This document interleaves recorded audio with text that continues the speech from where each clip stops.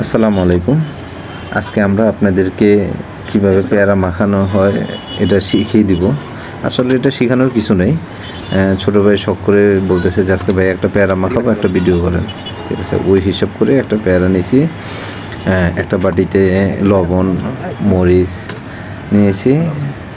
আর হচ্ছে যে পেয়ারাগুলি কুচি ভালোই হচ্ছে। ঠিক আছে, খুব সুন্দর করে ছোটো ছোটো স্লাইস করলো।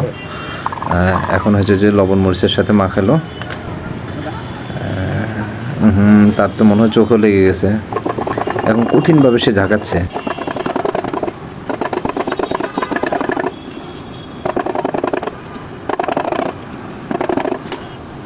মাখানো খুবই সুন্দর হয়েছে, খুবই কালারফুল হয়েছে, দেখতে খুব সুন্দর লাগছে।